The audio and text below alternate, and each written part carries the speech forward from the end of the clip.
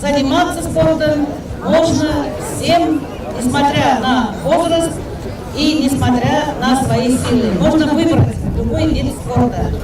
Еще раз поздравляю вас с сегодняшним праздником. Физкультура işçiler көне котлаулары бүләкләнү белән үрелеп бара. Районда спортны үстерүгә һәм яшь буынга сәламәт яшәү рәвешен пропагандалауда үзләреннән зур өлеш кертүчеләргә Татарстан Республикасы Яшьләр эшләре һәм спорт министрлыгыннан мактау кәгазьләре, район җитәкчелеге кул куйган рәхмәт хатлары тапшырыла. Бер ай элек ГТО нормативын бирүчеләр алтын билгеле була. Чарада спортны яктыртып баручы масса күләм мәгълүмат чаралары вәкилләре дә билгеләнеп үтелә. Бүгенге бәйрәмдә шулай без үзебезнең эшебезне дәвам итеп, футбол ярышлары, җиңел атлетика ярышы, эстафета оештырабыз.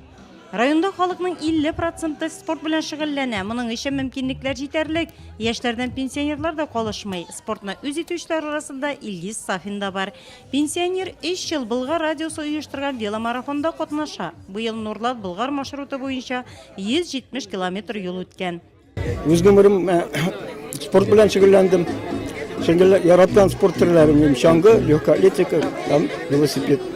Спорт ветераны элекеге физкультура укытучысы Вахид Вәлитов физкультурачылар көне уңаеннан оештырылган чарадан канәгать. 50 елга якын мәгариф системасында эшләгән ул. Физкультура это в первую очередь. Физкультура ул беренче чиратта сәламәтлек, яңа дуслар, үзара аралашу, бергәләп балалар белән театр барулар һәм физкультура ул кешене яшәртә. Это выезды, работа с детьми. Бәйрәм чарасы җиңел атлетика эстафетасы белән дәвам итте. 400 метрга йөгерүдә 8 команда катнашты.